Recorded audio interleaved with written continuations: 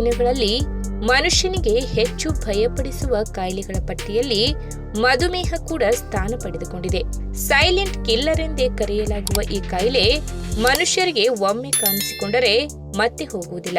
ಈ ಕಾಯಿಲೆಯ ರೋಗ ಲಕ್ಷಣಗಳನ್ನ ಸರಿಯಾಗಿ ಅರ್ಥ ಮಾಡಿಕೊಳ್ಳಲಾಗದೆ ಅಥವಾ ಇದಕ್ಕೆ ಸರಿಯಾಗಿ ಚಿಕಿತ್ಸೆ ಮಾಡದೆ ಅದೆಷ್ಟೋ ಜನ ನಮ್ಮಲ್ಲಿ ಪ್ರಾಣ ಬಿಟ್ಟಿರುವ ಉದಾಹರಣೆಗಳು ಸಾಕಷ್ಟಿವೆ.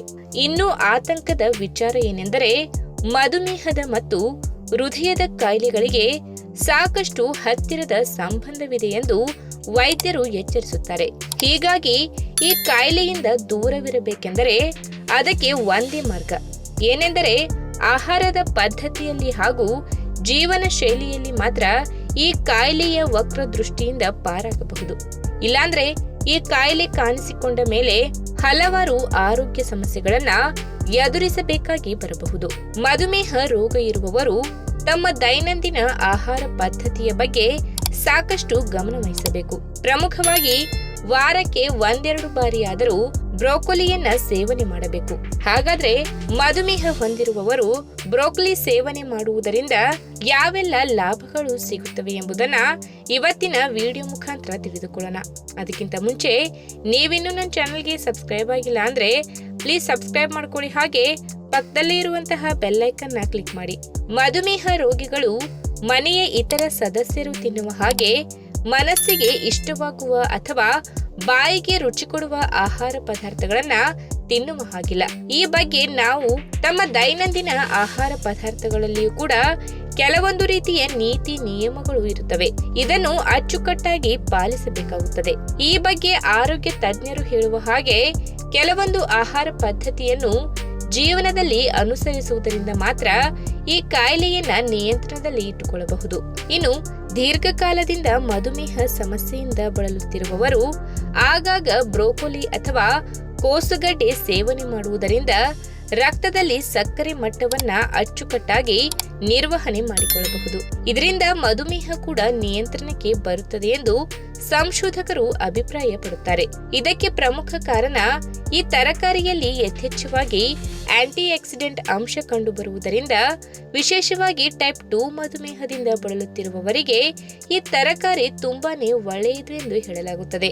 ಇನ್ನು ಈ ತರಕಾರಿ ಬೆಲೆಯಲ್ಲಿ ದುಬಾರಿ ಎನ್ನುವ ಒಂದೇ ಕಾರಣ ಬಿಟ್ಟರೆ ಆರೋಗ್ಯಕ್ಕೆ ತುಂಬಾನೇ ಒಳ್ಳೆಯ ತರಕಾರಿ ಎನ್ನುವುದರಲ್ಲಿ ಎರಡು ಮಾತಿಲ್ಲ.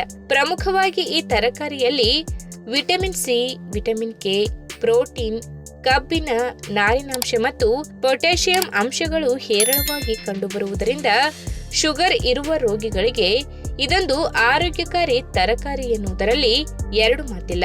ಇನ್ನು ಈ ಬಗ್ಗೆ ತಜ್ಞರು ಹೇಳುವ ಹಾಗೆ ಸುಮಾರು ಅರ್ಧ ಕಪ್ ಬೇಯಿಸಿದ ಬ್ರೋಕೊಲಿಯಲ್ಲಿ ಏನಿಲ್ಲ ಅಂದ್ರೂ 27 ಗ್ರಾಂನಷ್ಟು ಕ್ಯಾಲೋರಿಗಳು ಮಾತ್ರ ಸಿಗುತ್ತವೆ ಹಾಗೂ ಕೇವಲ 3 ಗ್ರಾಂನಷ್ಟು ಕಾರ್ಬೋಹೈಡ್ರೇಟ್ ಅಂಶಗಳು ಕಂಡುಬರುತ್ತದೆ.